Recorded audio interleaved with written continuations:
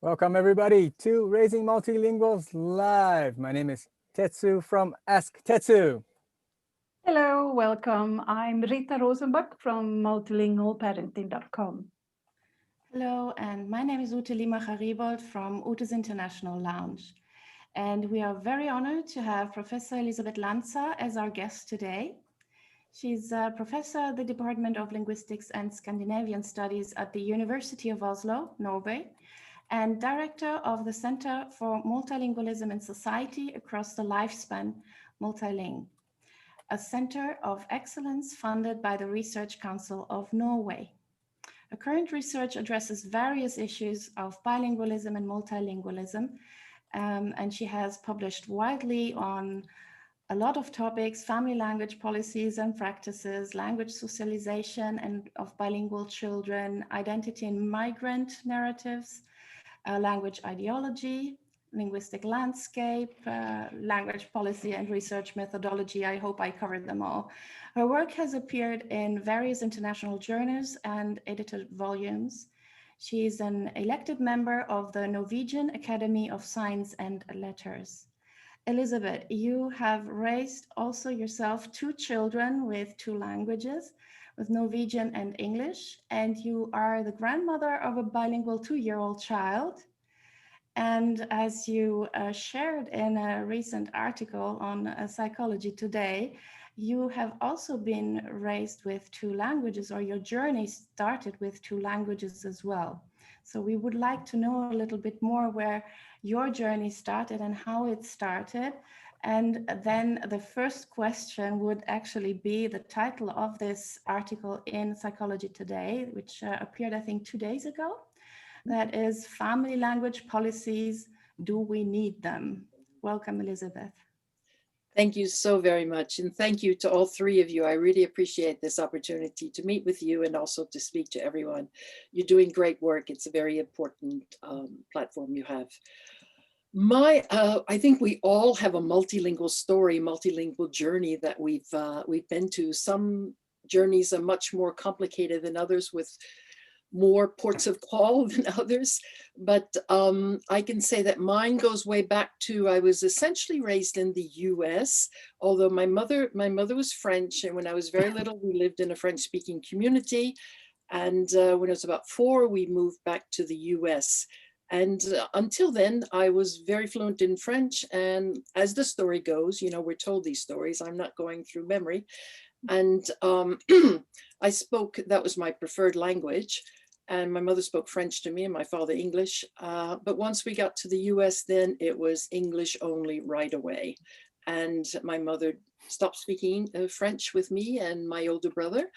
And then the other children that came after that, it was English only as well. And you have to remember, you can see I wasn't born yesterday. This was back in the 50s.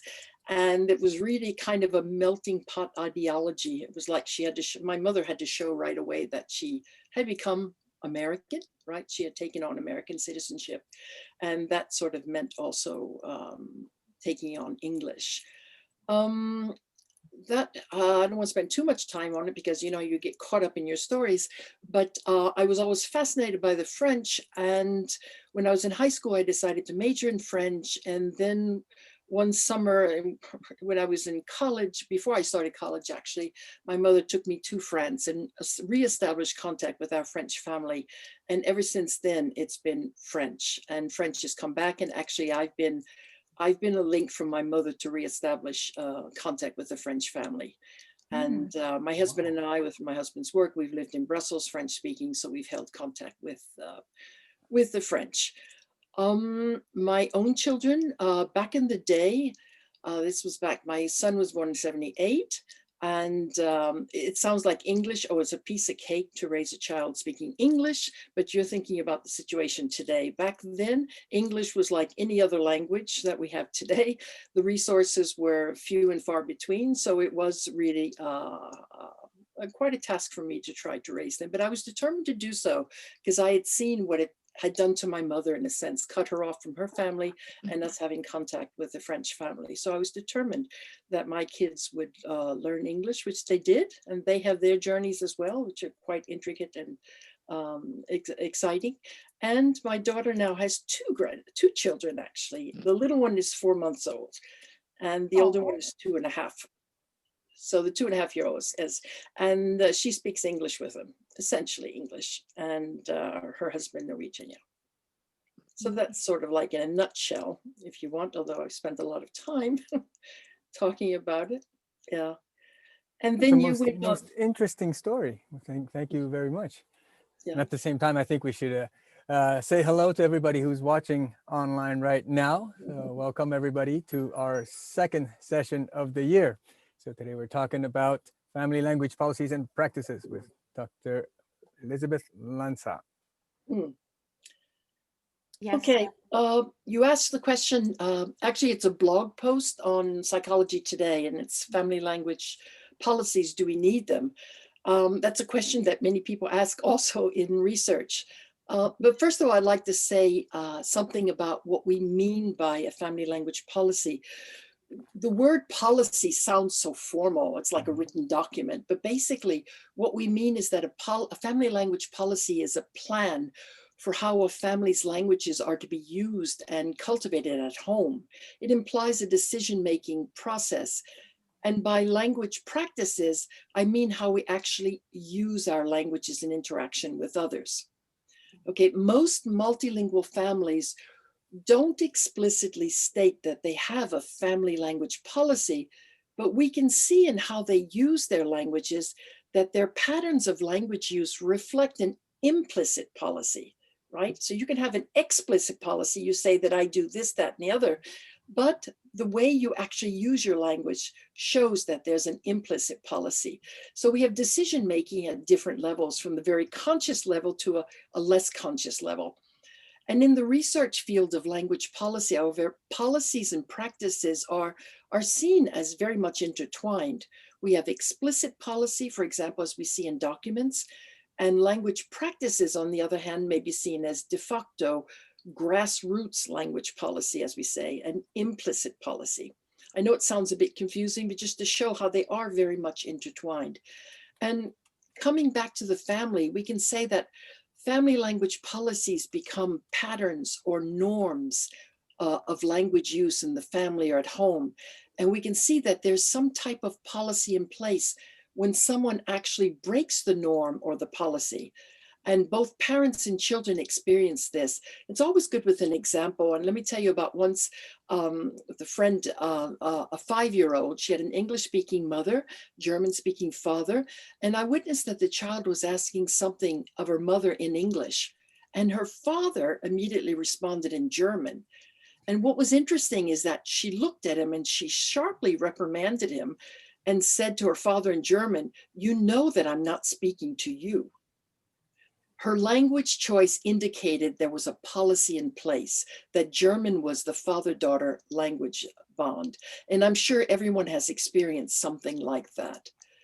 Yes. That being said, for our purposes here, I'd actually like to distinguish between policies and practices as we discuss bilingualism and multilingualism in the home. So for now on, I'll differentiate when I'm talking about policies as plans and practices as how we use languages, although you're going to see how they are interconnected. You can just cut me off or stop me if you want to ask a question. Otherwise, I can just keep going on and on. We are just enjoying listening to you. Yeah, but we can talk about different kinds of family language policies. You've had many speakers already on your program, and I'm sure that this has been presented. And often these are defined according to language use in the home versus outside the home in society. For example, the one that's really very well known is the so-called OPAL policy. Some people call it a strategy. One person, one language, or one parent, one language. Another family language policy would be the minority or home language at home, and then the majority language outside the home. Another one would be the majority language at home and perhaps minority language at daycare or school. And we see this, excuse me, for example, in situations of language revitalization. For example, in Ireland with Irish, that we send the child to schooling in order to learn the language. And then we talk about one person, one language, but we know we can have two parents and two or more languages. And some of you, I'm sure, have that situation where we have multilingual families. And then we can have other policies that entail each language at different times or different places. For example, dinner time, we only speak this language. Usually that goes with older children, perhaps. It might be very difficult with younger children's. Or at the grandparents, we only speak this language. So it's sort of like time and space defined. But what's important to point out is that any of these family language policies can work if it provides enough input.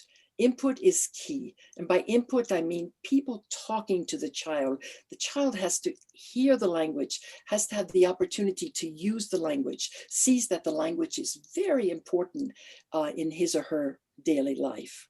Yes. So then we get to this question, do we need a family language policy? And I'm kind of building on what I wrote in the blog, since it is very much overlapping with today's topic. And if the goal of the family is to maintain the other language, in other words, not the society language, if you want to maintain the other language in the home and ensure its development, you do have to take some measures. We do have to think through how we're going to be able to accomplish this. Yes. Now, perhaps a multilingual family lives in a society that cultivates the family's languages through community and institutional support. Perhaps it's easy because everyone speaks all the languages, so you know that you're going to be able to develop them for the child. So parents may think that there's no need to make any efforts, or at least any extra efforts. However, more often than not, the societal language or the majority language overshadows or dominates the home language. And if you want to maintain the home language, you need to take some steps. Yeah. Yes. And what would be these steps? I mean, we have very often people in our different groups and in my own family as well, as we have several languages in our home. Mm-hmm. How can we help our children, or how can we as parents make sure that our home languages or heritage languages or family languages, however we want to define them or call them, will be maintained? So what are the interactional strategies for promoting the use of the minority language or the minoritized languages in plural in the home? Okay, so I'll jump over the aspect of the tips for making an actual family language policy and then go directly to looking at interactional strategies, which is something that I think is very, very exciting. Getting back to, well, first of all, let me tell you a little bit about the work that I've done looking at interactional strategies, because I think you need some background before I actually explain some of these strategies and how they're used. And one thing I point out, for example, I mentioned this importance to look at or make a differentiation between policies and practices. And in my own experience, I've met parents who claim they use the one person, one language policy, but when I observe their language use with a child, I see something else. So parents may stick to using one language with the child, but if the child responds in the other language and the parent just continues the conversation, the child sees that the parent understands the other language, and then the child is not motivated to use the parent's language. And this is especially important in establishing bilingualism. So looking at conversations between parents and children can teach us a lot. So Uta, getting back to your question, there are lots of things that we can do to provide opportunities for using a language, but I'd like to focus on the mundane, everyday conversations that parents or caregivers have with their children. And I think it's important that we develop some kind of awareness of how we interact with children in the different languages and to what extent we actually support the language that's the home language or the language that needs support. And I can point out that my early work focused on a bilingual 2-year-old in Norway. It's Norwegian and English. And I examined over time how parents interacted differently with her and how she responded in English to her mother, but basically used both languages with her father, who was a Norwegian speaker, the different responses contributed to creating a more monolingual or bilingual context. In other words, the mother used conversational strategies that encouraged the young girl to stick to English, stick to a monolingual context, while the father used strategies that allowed the young girl to use either Norwegian or English. In other words, a bilingual context. The little girl that I studied, this was way before Apple took her name, but her name was Siri. She became famous with Apple, of course. But it's best to give some examples. And here I'd like to show a short video that's under 2 minutes. I think it's important to look at some interactional strategies, since that is the question you were asking me, how we can talk to children. And from there, we can talk a bit about what kind of strategies do encourage the use of the minority or home language, and what kind of strategies perhaps are less conducive to the child using the home language. Now, the short video I'm going to show, I'd like to give credit. It was created by, excuse me, Dr. Yvonne C. Kripaldi, who got her PhD recently from Nanyang Technological University in Singapore. It's the MIT of Singapore. Her research is on adult-child conversations, and I met Yvonne a few years ago in Singapore. Nanyang and my center, MultiLing, have a collaborative agreement. I wanted to show this video because Yvonne shows one of the strategies for promoting the use of the parental language that I've illustrated in my work. Before you see the video, I should explain terminology. She uses the term mother tongue because it's important in language policy in Singapore. Singapore has an official bilingual policy that encourages Singaporeans to be proficient in both English and in their respective ethnic mother tongues, which include Chinese, Mandarin, Malay, and Tamil. So if Tetsu, if you want to show the video, I hope it works. Thank you.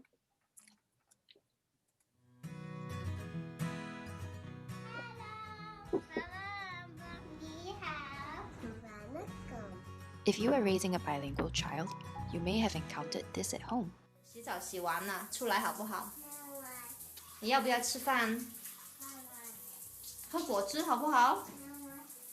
When you are speaking to your child in your preferred language or mother tongue, they continuously respond only in English. This in itself is not a problem. But studies on preschoolers show that parents may accommodate their children in speaking more and more English over time, and less of their own mother tongue. So, eventually, it may converge into just English. If you want your child to become an active bilingual, not just receptive bilingual, and if you want them to acquire a good level of literacy in both languages later on in their life, then fostering the habit to speak in both languages during their early childhood is very crucial. The question is, how? Professor Elizabeth Lanza identified a range of conversational strategies in which parents who are raising young bilingual children tend to use. With minimal grasp strategy, the parent can express a lack of understanding when the child speaks English to prompt them to switch to their mother tongue, or explicitly asking them to translate. Even if they don't switch to their mother tongue, do not be discouraged. Persist, as it will convey to your child the importance of their mother tongue language, and you may even praise them when they do speak in mother tongue to create a harmonious learning environment. We will talk more about other issues in raising bilingual children, so stay tuned.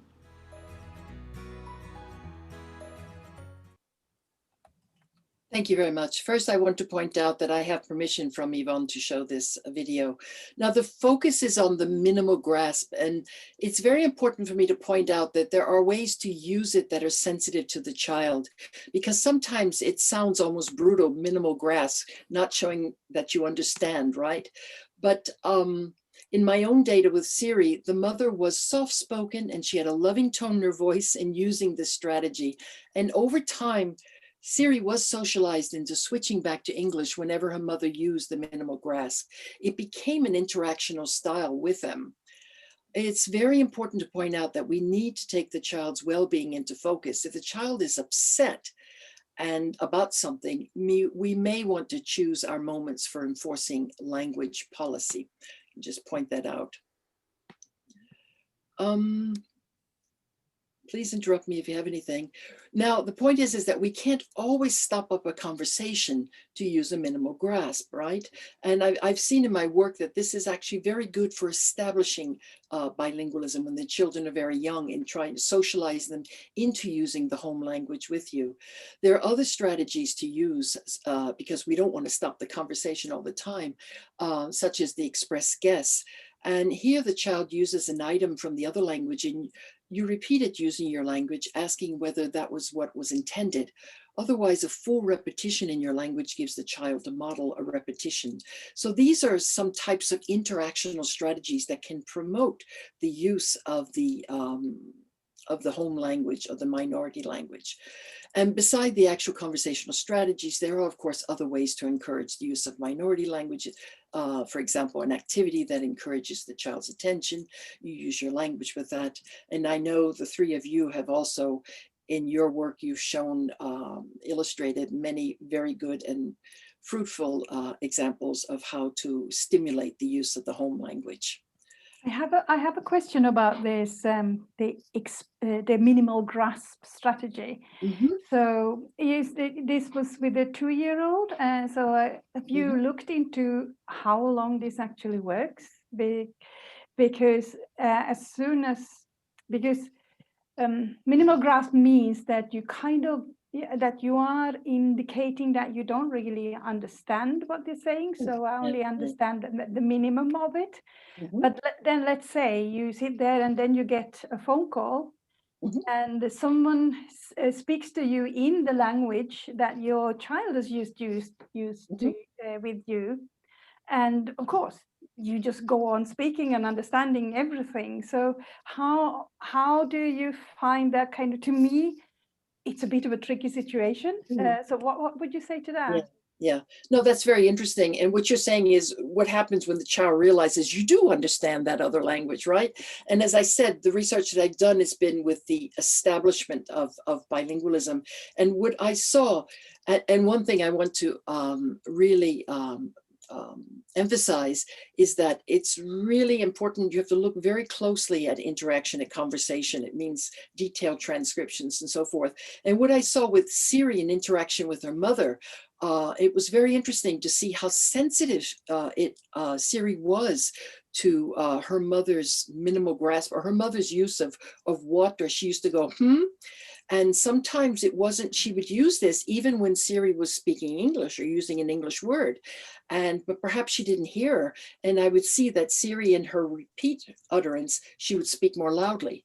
So she could start, it was a way of socializing her into understanding what her mother was after, in a sense, right? So, but what happens afterwards? Yeah, obviously this is not, and I haven't really studied it with 5 or 6 year olds, and it's a way it's delivered as well.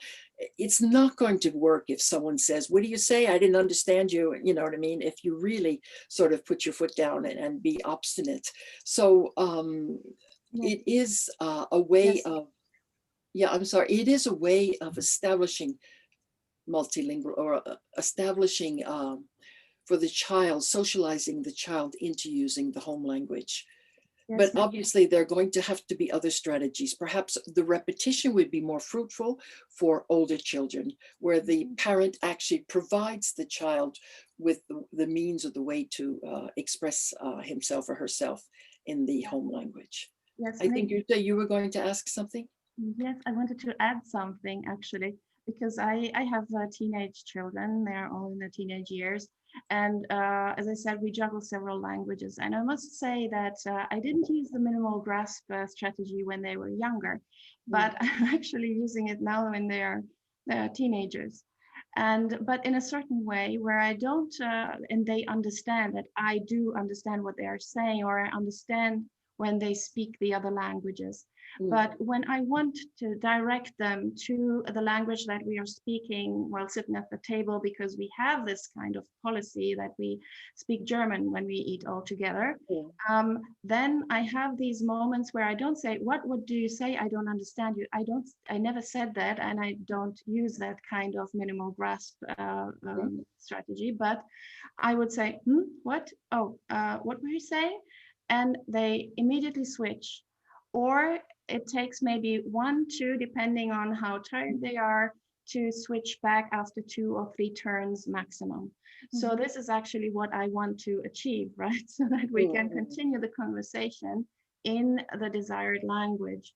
So I think there might be also some agreements with that within the family with these different strategies that do not make the children feel like mom doesn't understand anything that I'm saying, but that reminds them of, listen, we agreed when we sit at the table, we have that language. So I think it depends a little bit on how much the children are involved also in this planning.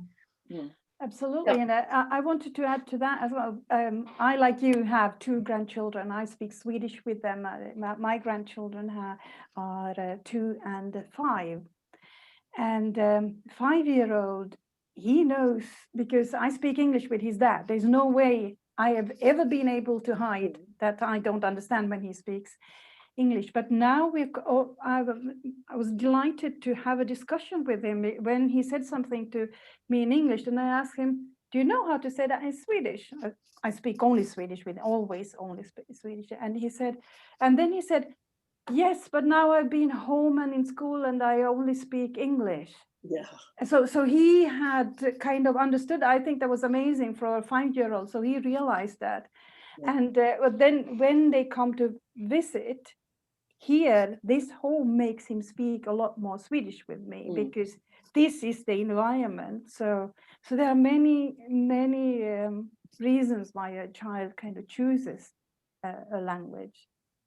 Absolutely. And what's very important too is the type of strategies that parents will use or can use will change, will vary across the child's lifespan, you know, because you will choose strategies. That's why I kept emphasizing, I have empirical evidence showing that that kind of strategy worked well to establish bilingualism with Siri. And whereas I saw too, towards the end of, I covered her language development over about 8-9 months. And towards the end, the mother was changing somewhat because the child's development in English was increasing, right? So she didn't have to work as hard, so to speak. And I'd like to get back to what you said, Ute. I think that's a really good example. And I think that shows that that sometimes we're not really aware what languages we're speaking. I don't know if you've got that question. Sometimes people are monolinguals. They'll go, well, aren't you confused at the dinner table? I mean, for us, it's only 2 languages, and sometimes we throw in some French, but it's basically 2 languages. And it's like, no. And it's because we're used to it. We've developed our interactional strategies, how we do.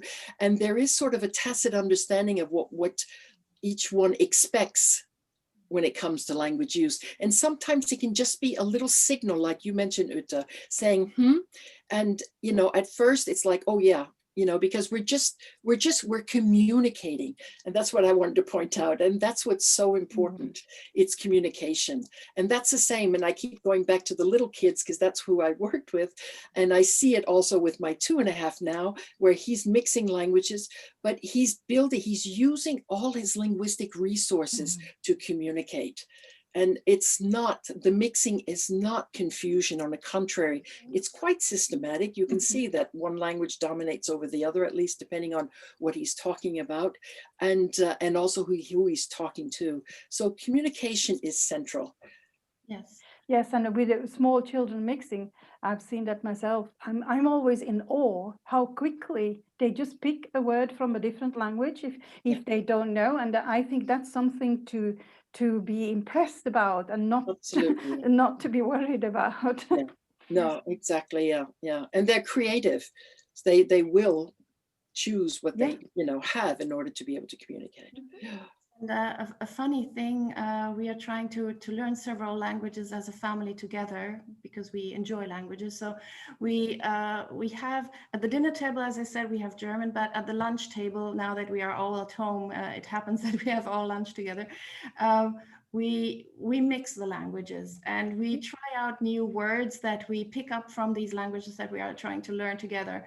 And it's a very nice mix of languages. So you have you start the sentence in German, and then you use an English word or a Dutch word, and then a Japanese word like a mate that is from the animes that we are watching. So we're playing with it. And I think what you just mentioned, the code mixing or the code switching, I'm not getting into the details here about that, because there's been written enough about this.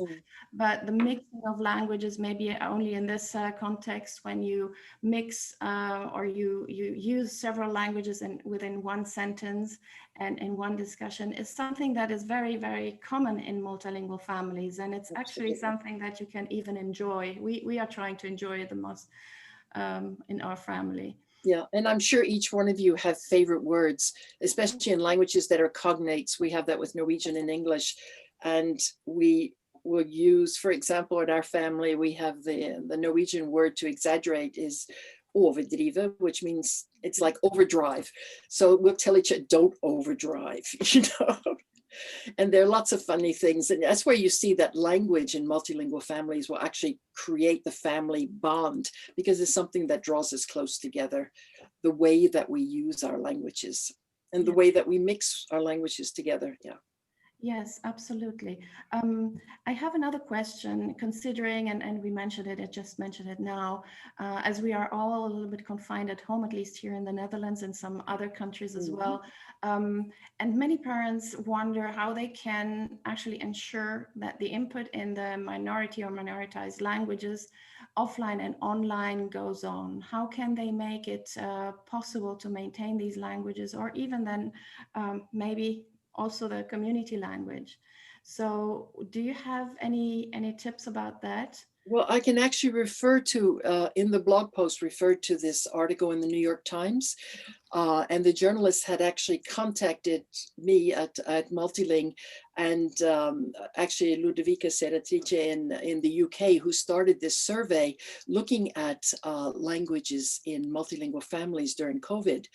And it's a survey, and we translated it into Norwegian, and we also used English in Oslo, or in Norway. And we used the survey, and we got quite a few respondents.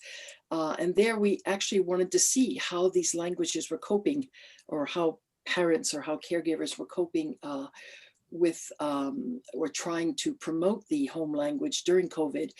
And actually, it turns out in the UK as well, in Ireland as well as in Norway, that in general, it seems like there's a silver lining, as I wrote, during this very stressful period, that the parents having to be home provides the opportunity of more home language use, right?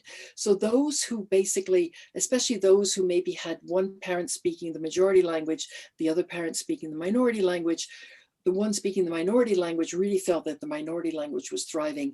Those parents who were both minority language speakers and didn't have the Norwegian were very concerned that their Norwegian was falling behind, and of course concerned about the homework for the children. But in general, it seems like it was a silver lining for multilingual families during the COVID. And the COVID period, the pandemic is just dreadful, but it's nice to see that something has in general contributed to well-being in multilingual families. And I guess lots of it too is coming back to your question, how it's not just the staying at home of the whole family, so that they're have the opportunities to use the home language more, but they're also using online media, having more contact with family abroad, or perhaps even in the same city, but they can't visit them, through FaceTime, Skype, and other social media, WhatsApp, and so forth. And yeah, and as far as English is concerned, there's a lot of gaming as well. So. Yes, and we found a lot of resources, I think, in the past year, and in all our groups, and Rita's group in mine, there were so many parents sharing all kind of, not only apps, but also new sites that just came up with great material, great resources for multilingual families. Yeah, it's amazing. Yes. And I've also noticed, because I have luckily both of my grandsons, they know how to call me, so I get a WhatsApp call many times a day. Yeah. But I'm sure you've experienced that it's not that easy to keep the attention of a 2-year-old.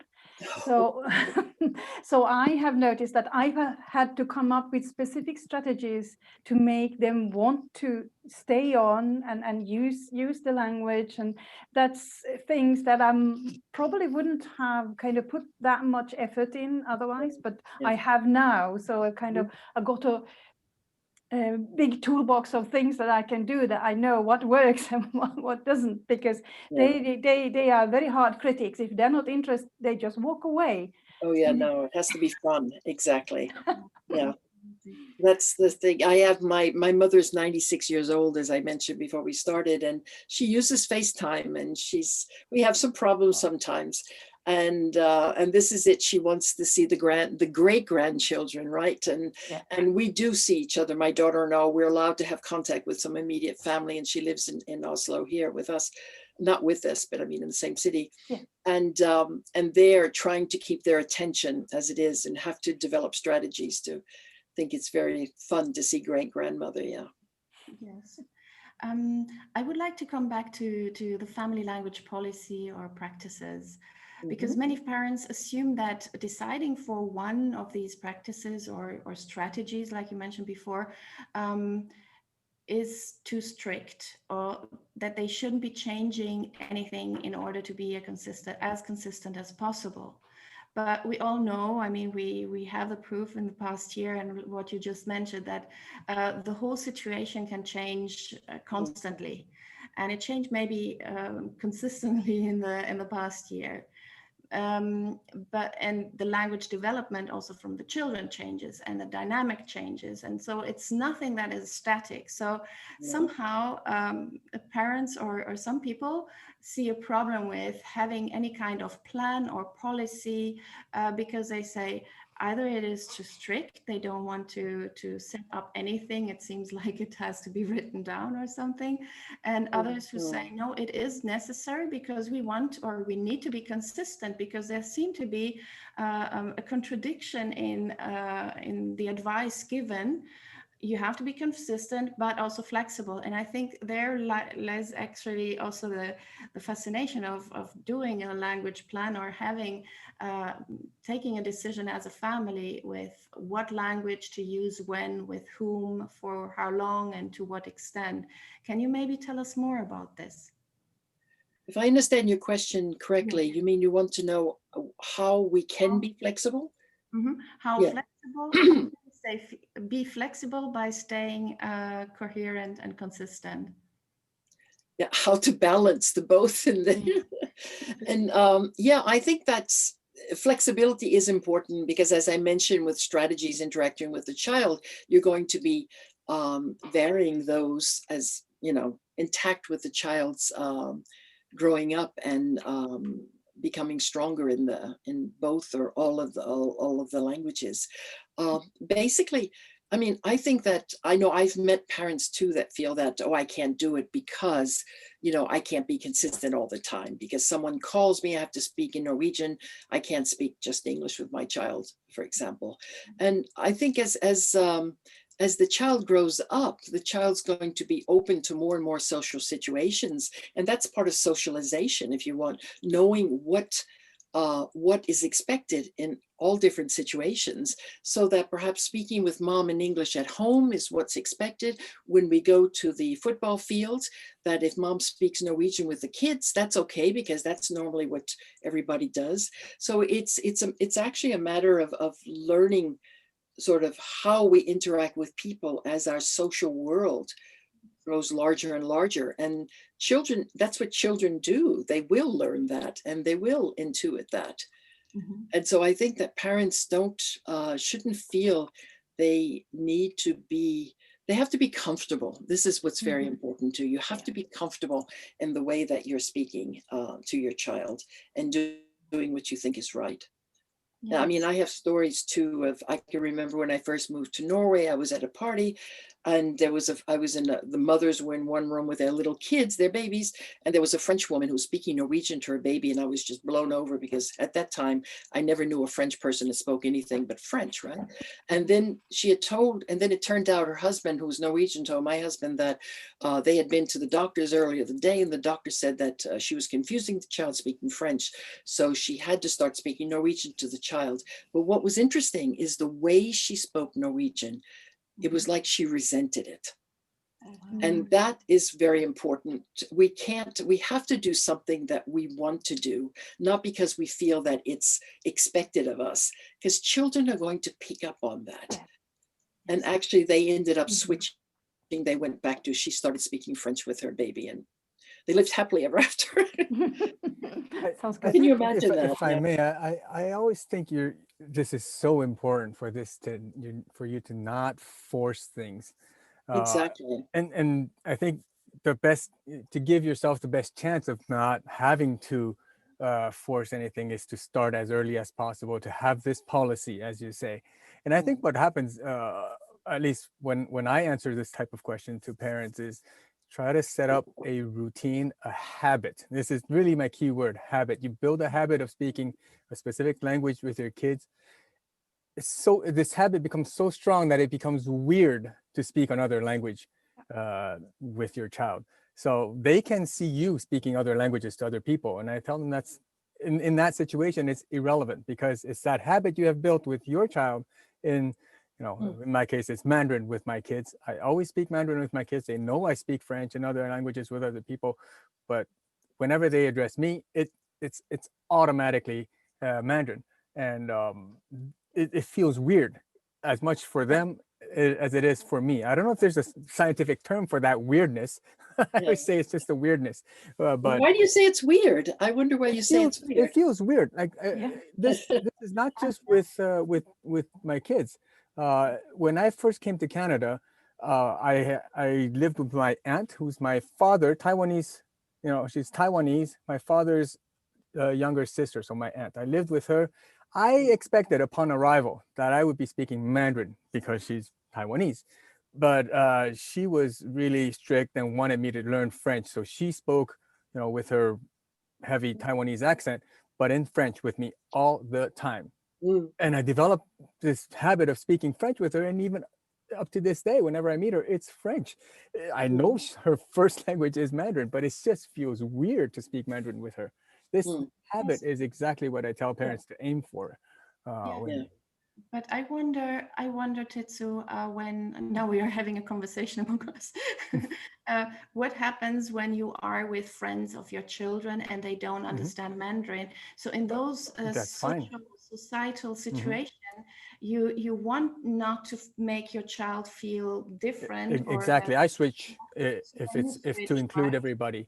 Just sure, because I know you do, but it could sound like you are always, independently on what societal or group situation you are in, which is not the case, because as Elizabeth just said, it depends also on the different situations we are in. At home, we have different situations. If we invite someone over, when we can invite someone over.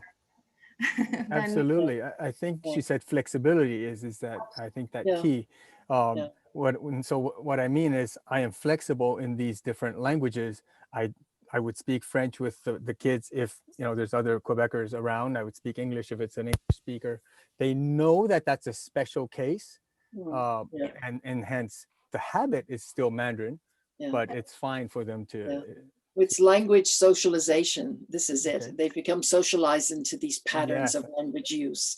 And so that it becomes expected, in a sense, when they are in a particular situation, and they fall back on that. But then, that being said, things can happen that might break that. Coming back to my situation with my mother, when back at the age of 4, all of a sudden, she kept, I wish I had that recorded back then. I'm sure that I was speaking French with her, but eventually it just watered down to English only, right? Because of pressures from outside, We have a question from Jamir. Hi, Jamir. How do you encourage older grade school kids to learn other languages? I have a bilingual 9-year-old son, English and Dutch. I would appreciate him to enjoy learning my mother tongue and other languages while I am being a single mother on my own at home. Thank you. So how to learn, I have a bilingual 9-year-old son. I appreciate him to enjoy learning my mother tongue. So I understand that my mother tongue is not English or Dutch. No, yes, it's another Exactly. language. It's a Correct. third language. Yeah. Yeah, exactly. Well, okay, 9-year-olds. Okay, so there's never been an attempt to try to use the language earlier on. Well, it's never too late, I would say. It's a matter of trying to find an activity or something that the child is really excited about. And in order to really get into that activity, it demands being able to use or some kind of comprehension, perhaps, of that particular language. And, you know, teaching language directly, it's not exactly the same situation, but I can, I mean, I have my research, but a lot of my experience, I sort of filter through the research. And I remember with my son, back in the day, I wanted him to learn how to read more in English. And of course, he wasn't interested. He was going to school, you know, he was learning to read Norwegian and all that, but he was very interested in basketball. And so whenever I go to the US, I would buy all kinds of basketball books or magazines. And, you know, at first they were sort of, you know, for younger kids, and he just devoured those. And eventually, as he got older and older, there were books. And even today, he says he appreciates that looking back. But he already had some English there. So it's not exactly the same situation.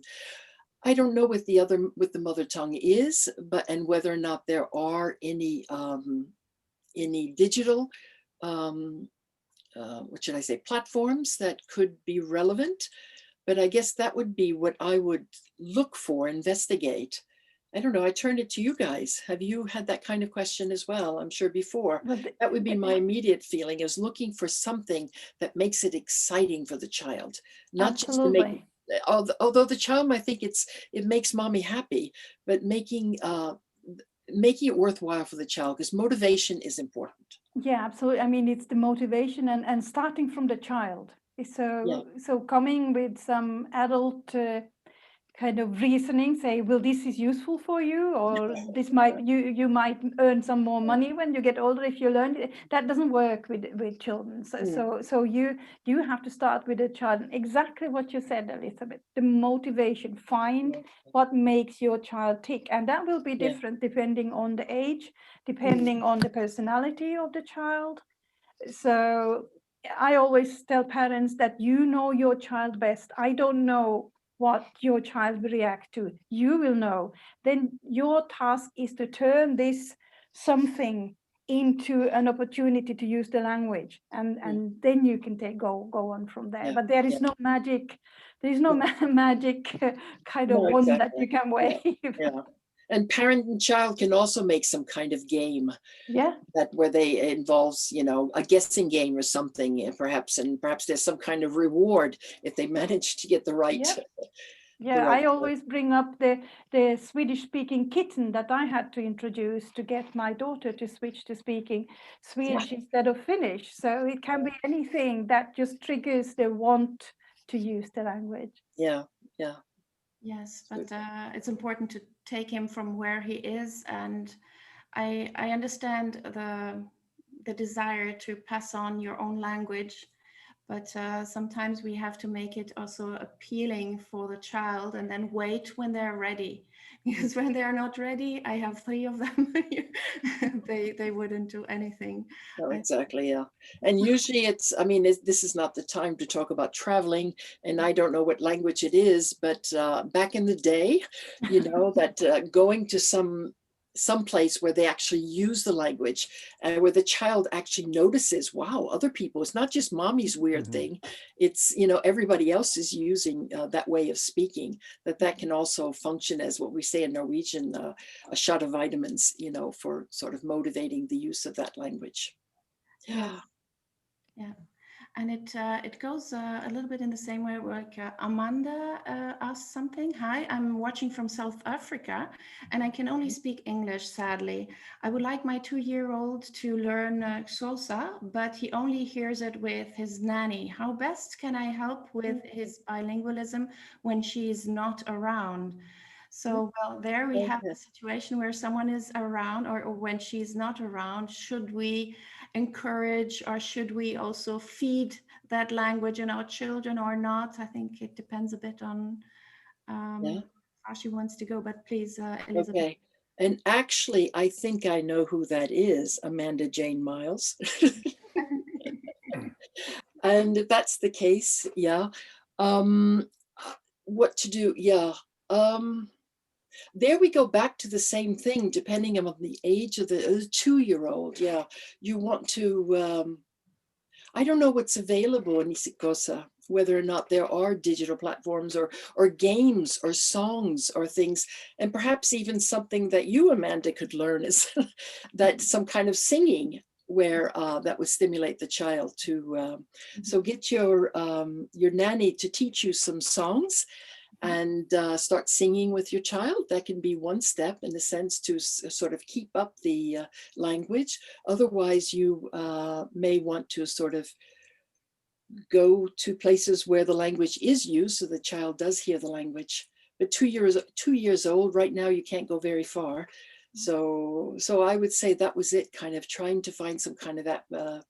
And I noticed with my daughter, if it's the same Amanda I'm thinking about, who's a friend of my daughter, is that she's making up songs and her 2.5-year-old, and she's turning sort of traditional American songs, like he loves dinosaurs, so she's turning some songs that are like, like Oh MacDonald, but she has a dinosaur theme in it, and to get him to sort of start singing and to play around.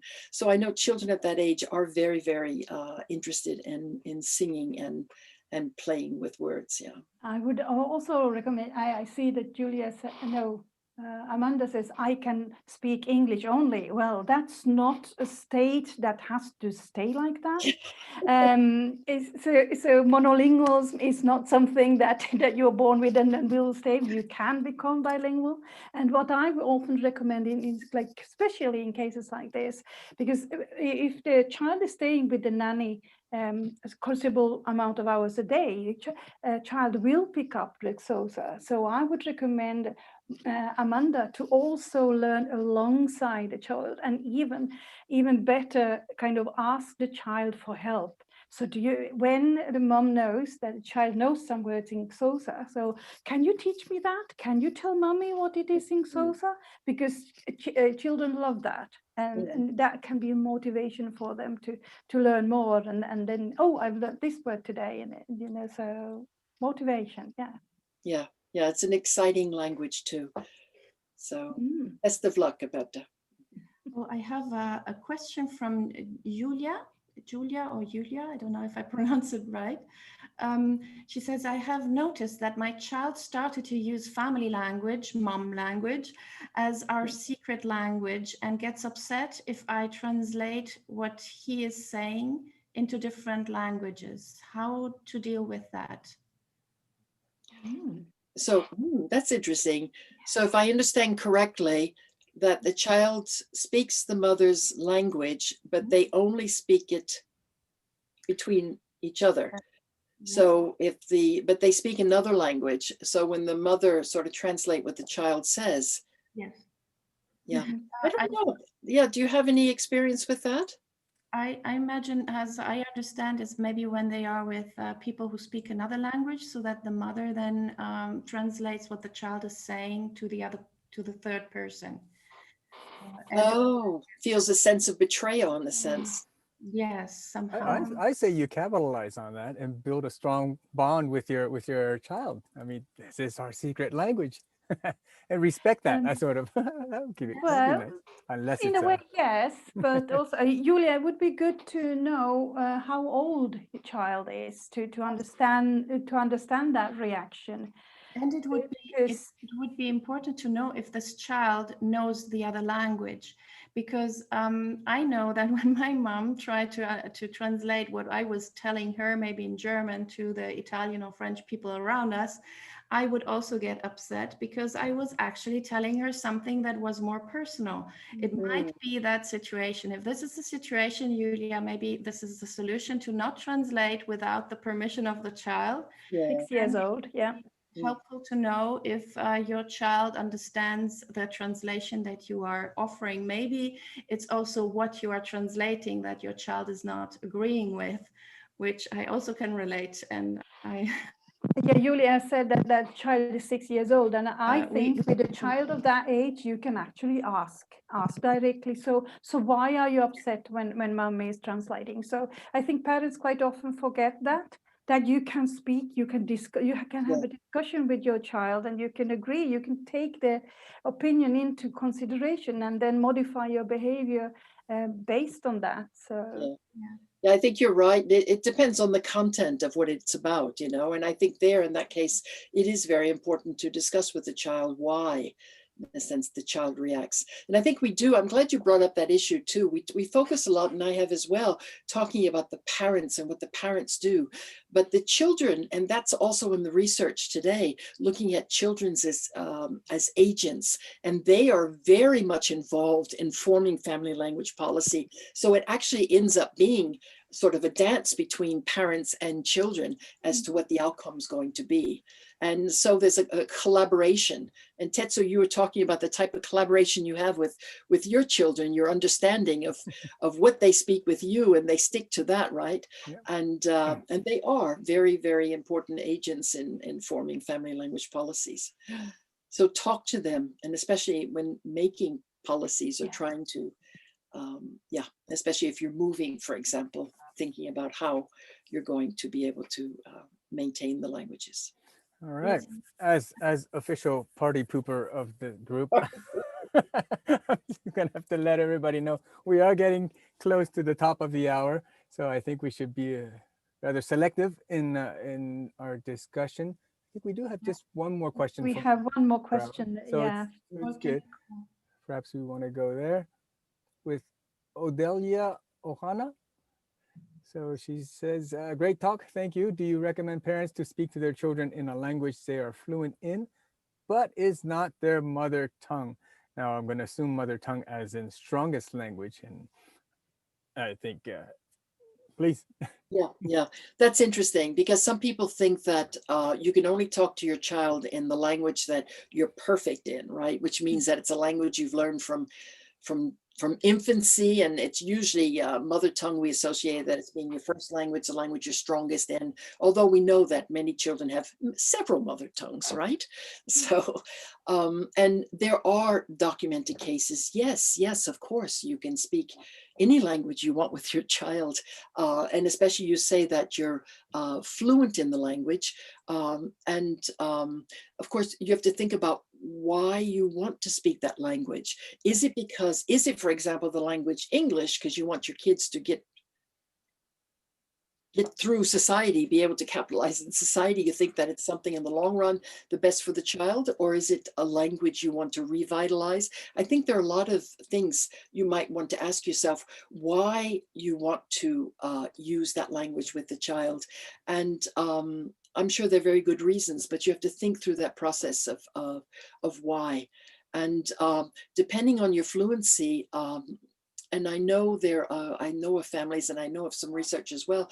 Some, for example, they might have enough proficiency in a language so that when the children are little, it's very easy to engage in conversations with them. But perhaps when they start school, or even later in life, perhaps much more difficult topics, perhaps you don't have that proficiency. You might want to think about the whole span. Of course, that being said, doesn't mean that the language you start speaking to a child with in infancy is necessarily going to be the language you end up speaking later on. Look, it happened to my mother and me. Mm-hmm. Well, Odelia says her mother tongue is Hebrew, but she's fluent in English and is speaking to them in English. And if I may add, I speak to my kids in Mandarin, which is my fourth language in terms of fluency. I grew up in Taiwan, so basically stopped at age 13, but that's more than enough, I think, for my kids. My oldest is only 8. So, and I see myself improving in fluency also as we go, and we connect enough. I think what's important is we have this emotional connection, and that's, it's And sufficient. So I switched the language which I spoke to my daughter when she was 5. I mean, Finnish and Swedish are both my mother tongue and father tongue, that like I say it, but I switched, and yeah, it's also possible. So. Exactly. Yeah. Yeah. Maybe maybe we can find a way to end this great conversation with you, Elizabeth. I could go on and on for hours, but I know Tetsu is the timekeeper. AKA party pooper. You said that, I didn't. That's right. That's right. But, I really liked where this now led during the last turns that we took in this conversation, where we put the child at the center. I mean, we started with the parents defining somehow the goals, the short and long-term goals related with languages, and now we have the children in the center. And Elizabeth, maybe you can give a final remark about the importance of the child's agency, like you mentioned, in the whole context of family language policy or practices? Yeah, that's a big order. No, that's really very, very important. And I think we need to think the child has to be centerpiece right there. We have to think of the child's well-being. And in that blog post I referred to, and there I've stressed that. I think that's the most important thing that we need to consider. And that being said, I think there are lots of things that we will want to see. I mean, we've got the emotional bond, like Tetsu was talking about, which is very, very important. And that emotional bond can also connect to the to our own heritage, to our own background. And when I say the child's well-being, of course, to a certain extent, we are wishing to create the child's well-being, and part of that well-being, we hope, will be sort of using the language that you have, that you would like to be able to bond with your child with. So yeah, so I think it's, we think about what we would want to do, sort of continue with our language, but it's the child we need to think about first and foremost, yeah. Thank you very much, Elizabeth, Thank you. for this fantastic interview and conversation that we had today. Thank you. And I hand it over to Rita, I think. All right. Okay. So Yes, Rita, give me 1 second. I will. As soon as Tetsu does his bit, then I can do my bit. Well, okay. Before Thank I you, put Elizabeth. That was, I truly enjoyed that discussion. Thank you so much. Same here. Thank you very much. Like Okay. late night TV host. I see. Okay, so we will now put up the preview for the next Yes. session coming up in February. So I will let Rita introduce. Thank you, Tetsu. And I think this is just a seamless continuation of today's discussion, because we will go focus in more on one part of what we discussed today. So how to speak effectively with your bilingual child, and we will do that with Professor Annick de Houwer, who is a professor of language acquisition and multilingualism at the University of Erfurt in Germany. She has done extensive research and written several books, and her books are used in universities all over the world, but she has also written books that are not as academic, which are much easier to understand for any parent. So she also is the director of HABILNet, which stands for Harmonious Bilingualism Network. That network aims to support and stimulate scientific research into harmonious bilingualism. So how people can be happy with all their languages and use them. And other one of her major aims now is to make sure that the academic research gets disseminated amongst parents. So very much what we are trying to do as well. So I'm very much looking forward to that. So join us in 2 weeks on Tuesday, the 2nd of February at 1 p.m. New York time, 6 p.m. London, and 7 p.m. Paris. Fantastic. Well, thank you, everybody. Thank you, Professor Lanza. Thank you to everybody who's checked out our live stream today. And I would really like for you to, if possible, take a minute and give us some feedback on our show. I did put the link in the comments, and it's also in the description of this video. So thank you, everybody. And we shall see you again on February 2nd. Okay, Thank bye-bye. you.